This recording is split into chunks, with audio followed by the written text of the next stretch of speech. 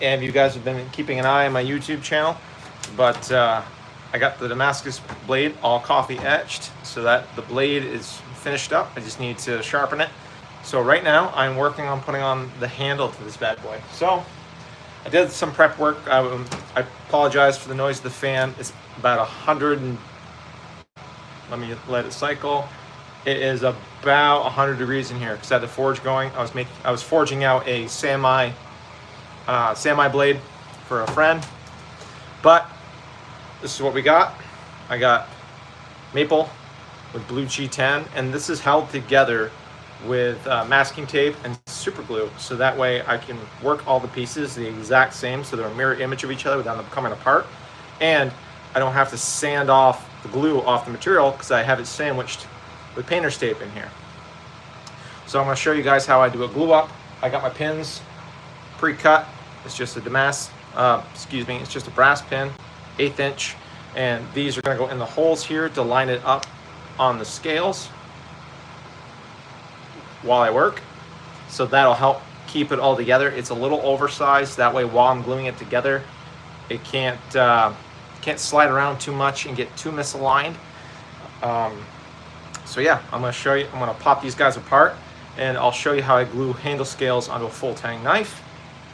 I have 3 of them, and also it's hard to tell on the camera, but I oversized the top of the hole. You can kind of see a little lip in there, so that way when I peen the pins, they spread out and squish it down a little bit better, and you're less likely to have weird little gaps.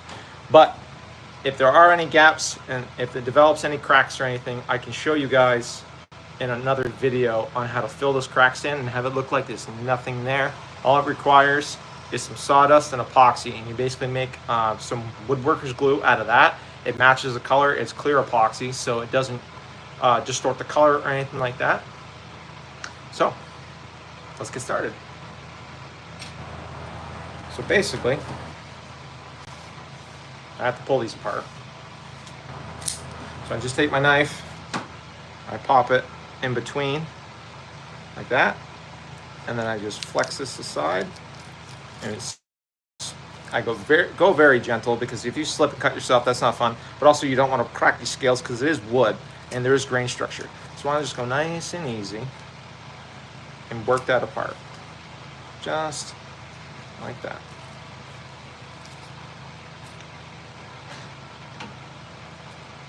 That's the painter's tape that I've super glued together, and that just peels right off. I like painter's tape because it doesn't move, but it also, when you peel it off, it doesn't leave a weird residue, so it kind of protects the piece too, and then you don't have any weird chemicals that might negatively react with the epoxy. And you just lift that off,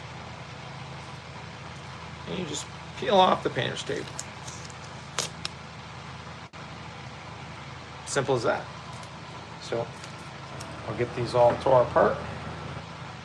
If you guys have any questions about anything, feel free to throw it in the comments while we're talking here. Or if you're watching this video after, please comment on it.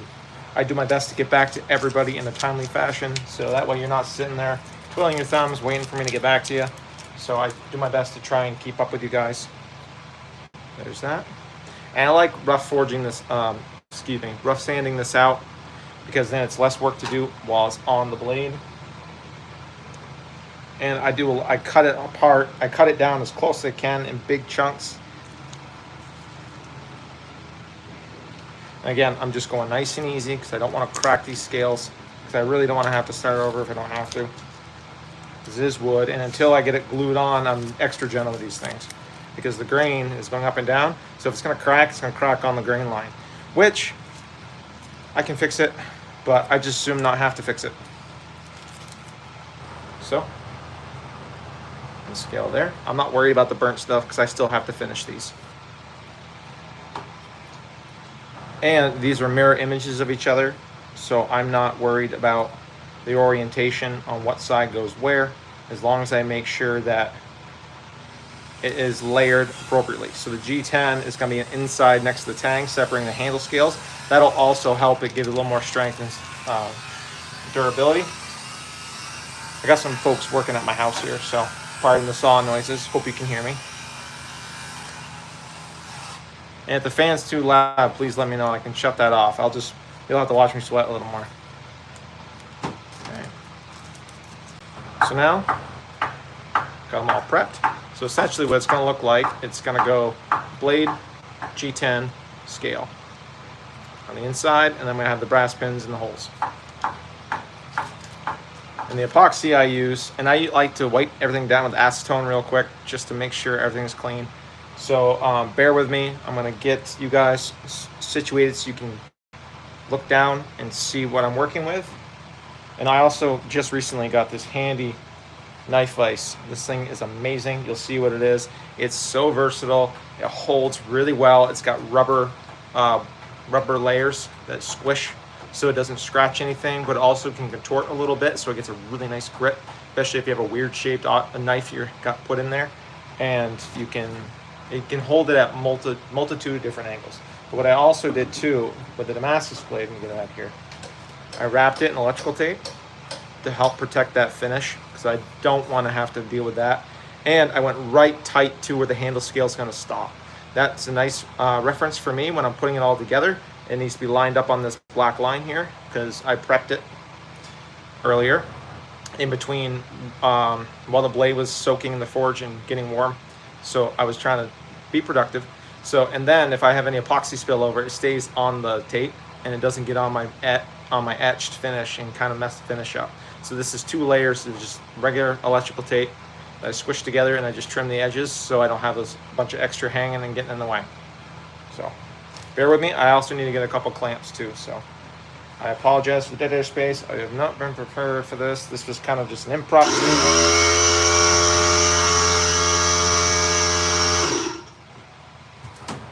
Apparently my air compressor has a bit of a leak.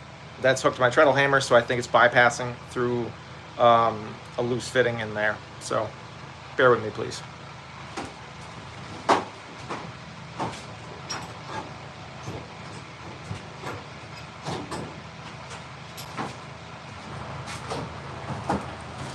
The clamps I'm using are just these regular C clamps. These guys are 3 inches. I could pick them up from Home Depot. They're like $3 a piece. And they have the nice little rubber boot so it doesn't leave a wrinkle or like a ring in whatever you're squeezing. It helps minimize it anyway. And I like to go just wide enough to where I really don't have to crank it down if I'm in a hurry. I do use 5-minute epoxy, but I let it sit for at least 24 hours to fully harden because the temperature and the humidity is going to affect how it cures, at least the rate of how it cures. It is dry and warm in here, so it's going to kick fairly fast, but I don't want to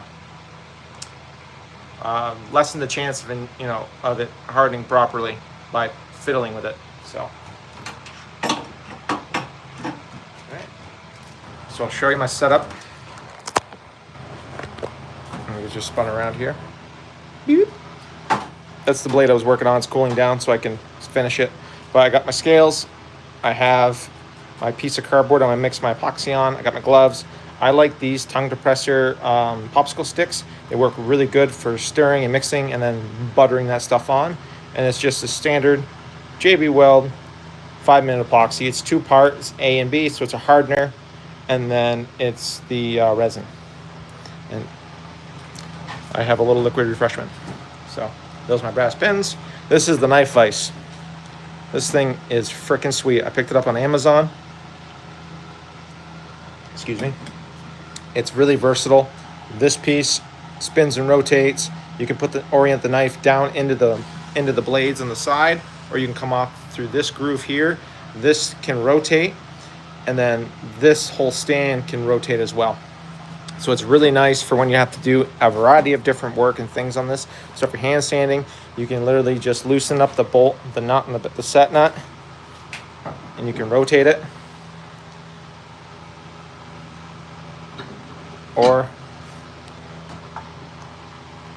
And of course, I'm always doing stuff, not enough hands, trying to do too much all the time. Hang on. I don't know why I always do that to myself. I always make it way harder than it has to be. Always.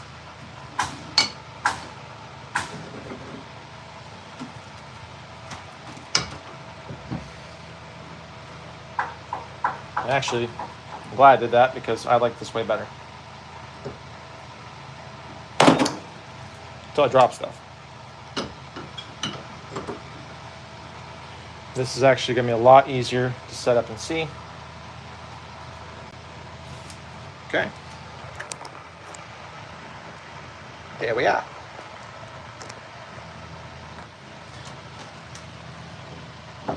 And then I can orient it this way so you can see how I'm doing stuff, excuse me. So I like to take my brass pins, put it through these first.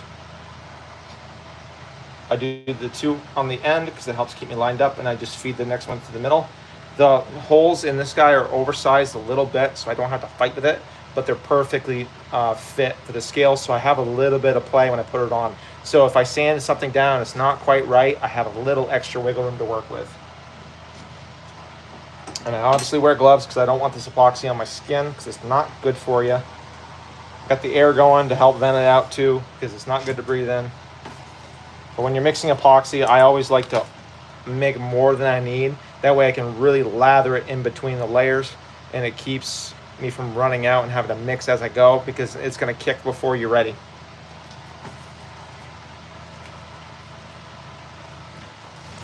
So I think actually I'm going to move you guys a little bit.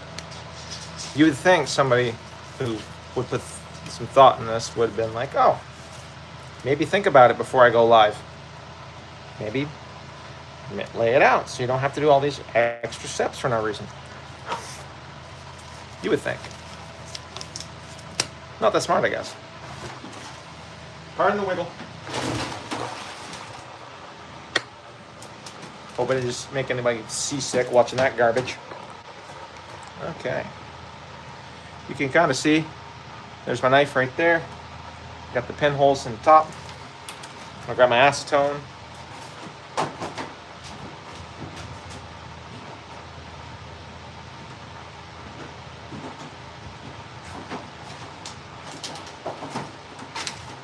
And the acetone I use is just this Pronto acetone nail polish remover. Works really well. It's highly flammable, so keep it away from any open flame or any volatile heat source. It's also not good to breathe in, so prolonged exposure is not recommended. I do have vents and stuff, but I'm lazy. I'm sure I'll pay for it later, but right now I'm fine. Not normally one would keep a nice clean workspace, but I am anything but normal.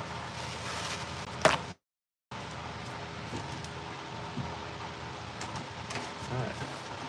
So nail polish remover.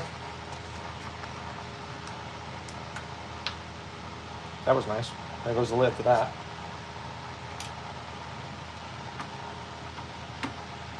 So, just take a splash. Dump it on. This will be enough for all of it. Take my scales. I'm just doing the side that's on the inside. I could tell because I have some layout lines on this guy. This stuff is very fast drying when you put it on. This helps minimize this helps clean any sawdust or anything like that that could prevent you from getting a nice seal and a good fit. And these guys have a little cup to them, so I put the cup on the inside, so when I squeeze it, it pushes flat.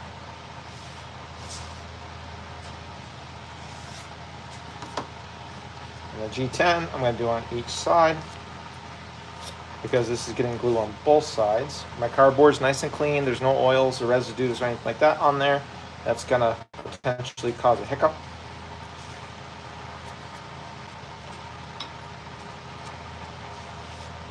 And this also helps get any sawdust or anything like that off there, any dust. I'm just giving this a nice wipe down.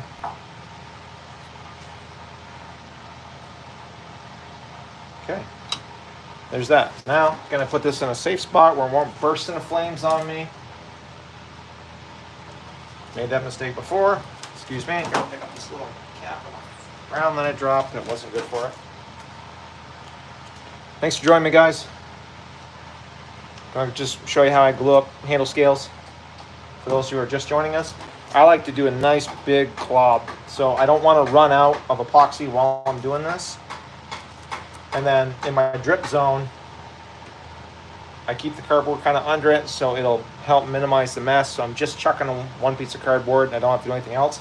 And this is going to sit here for a minimum of 24 hours to fully harden. It is 5-minute epoxy. Technically, it's cured in 5 minutes. I don't trust it just because of the inconsistencies on how you mix and inconsistencies of like when each bottle was made. So like they might not have been made together. They might have been a couple days apart, and that can make a difference. So got my these are, you can get any craft store, Michael's, Walmart, anything like that. Just a tongue depressor, popsicle stick. I like these because I can really layer it on. I have good control and I can just chuck it when I'm done. It doesn't cost a lot of money. So you want to do as close to equal parts as you can. It's 50-50. You know what? Let me close that door. Bear with me. Again.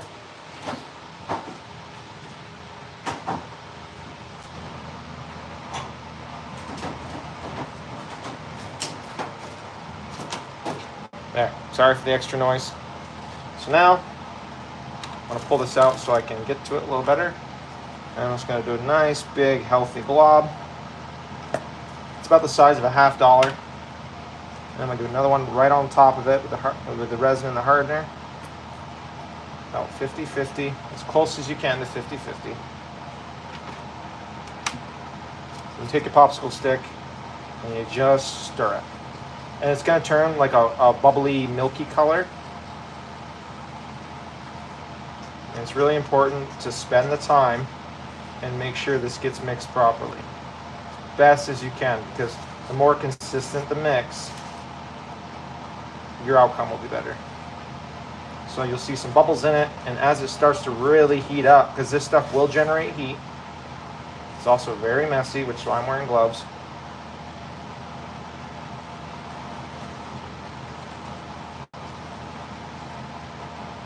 Yeah, so now, I'm going to pull you guys in a little closer because we do have some time.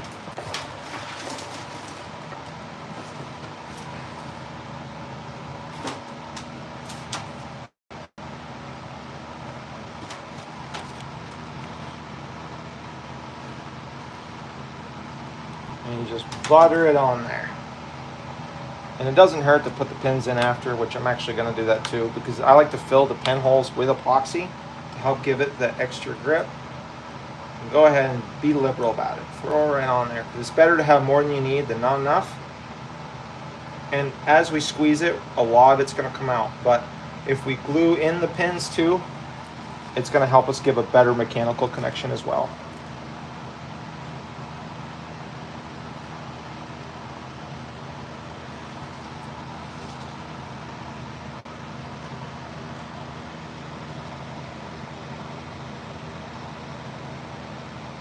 Don't be shy with this stuff. It's cheap. You can pick it up in any hardware store. There. Then we're gonna put our pins in.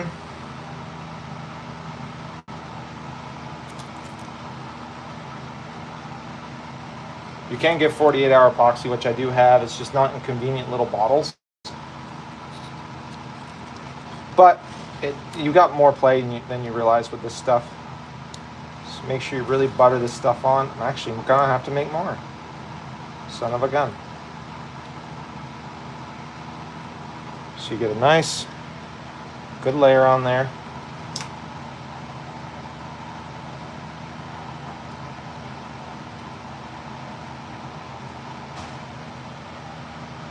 Line it up as best as you can. And it will tip some just because there's a weight balance on it now. Yep, I'm gonna have to make a little more apparently. Look at me. Not practicing what I preach apparently.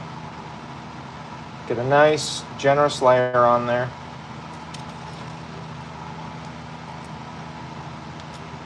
I went and did the wrong side, but it's fine. It's all gonna get glued.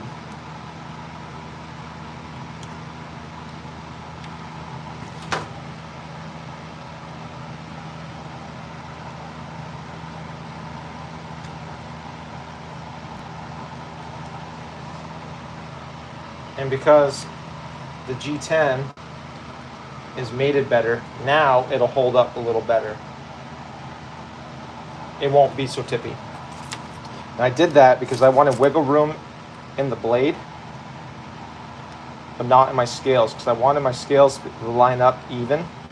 So when I traced them out, I laid my knife on top of them, taped it down or clamped it.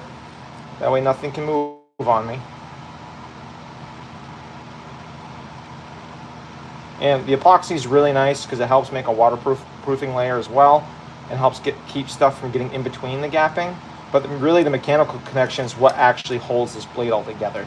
And when I peen the pins, what it does, it flares on where it has room, which is in the blade. So it's going to lock it into the blade a little better. And don't worry about getting epoxy all over the knife, because all over the scales, because we're still going to finish it. Yep, I'm going to need just a touch more. And this stuff is still really sticky. It hasn't kicked yet, and I'm guessing it's been over 5 minutes. I haven't been paying attention to the time, but I'm assuming it's been over 5 minutes because it still hasn't kicked. I can feel the heat it's generating, so I know it's starting to work because it's creating heat, which I can feel through the gloves. So we just want to make sure we get this nice mix. You'll see it kind of turn white from all the oxygen from the chemical reaction. Thank you. Just want to butter it on there and smear some right in the pinholes too, because it'll help lock those pins in. I peen the pins after it's hardened, after the epoxy's hardened, just because it would make an extreme mess and then you risk the scale sliding around. So that's when I peen the pins over, is after the epoxy's kicked. And realistically, it would hold for quite a bit, but if you did any, like if you dropped it, it could cause them to pop off, because I don't trust glue to have the best connection to it, but it makes a huge difference. And you want to go so the pins are roughly the same protrusion on each side, so when you peen them over. And I give myself a little bit more than I need. Now I'm going to pop these gloves off because I don't want my clamps covered in epoxy if I can help it. Take your clamps. Of course, still has to stick around, yeah. And I go right in between the pins. And yeah, and as we squeeze, you'll see the glue squeeze up from the top and bottom. That's good because it's also forcing all the air out of it. And I'm going to do the opposite side. That way my handles don't get in the way of each other. And you want to go center between the pins. And as you can see it, see how it's all bubbling up? That's good, because that means we're sucking all the air out of there. And that also means we have enough glue. If we didn't have enough glue, you wouldn't see any coming out. So that helps distribute it where we need to go. And before it kicks, I'm going to look it over real quick. Make sure we're lined up well. Looks fantastic to me.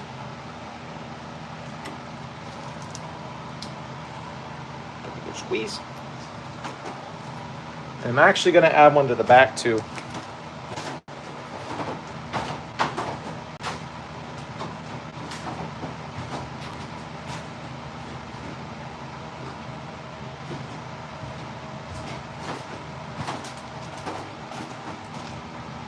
And again, we stagger these as best we can. Come on in.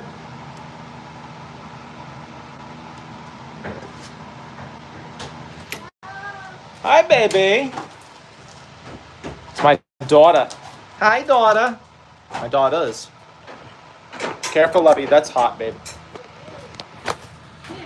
Bear with me. I'm doing just a live video. No, you're good. I've stepped out the camera cold now. I'm going to have her out just because all this stuff's hot and I just did some away. I just want to let you know I'm not going to be. Yep, I'm just finishing up right now and then what? Come on, baby.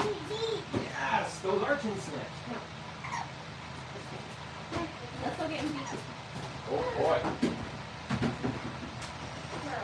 Yeah, I'm gonna wrap up my video. I'm gonna clean up and then. Yeah. Yeah. Sure. Oh, good idea. Take that. Yes, let's go.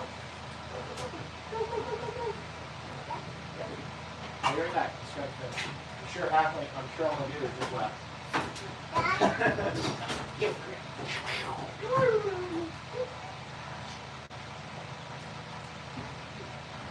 5 minutes. Bye bye.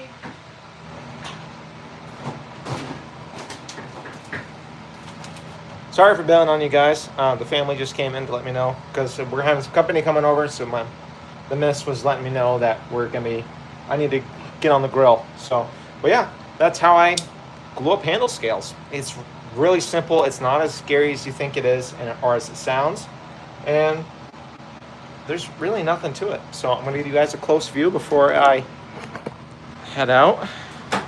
Spin around. That's what we got. So you can see how the glue is protruding from the top. That means we have enough coverage, and the scales are still a little bit bigger than the spine. So I'm gonna finish this in place. That's the underside.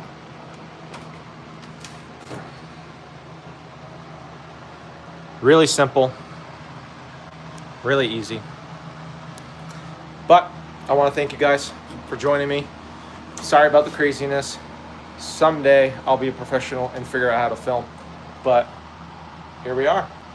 Got my nice new knife vise. This guy just picked it up on Amazon. It was 128 bucks.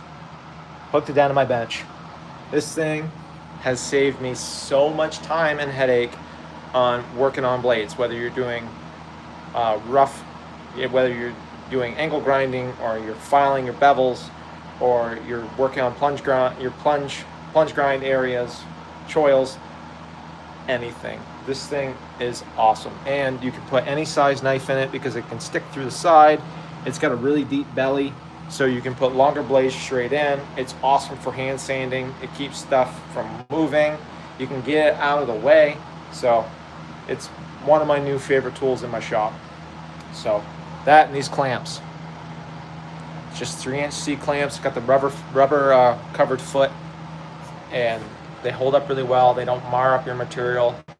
And I've glued them, I've epoxied them on just like that, and they just pop right off. So nothing to it.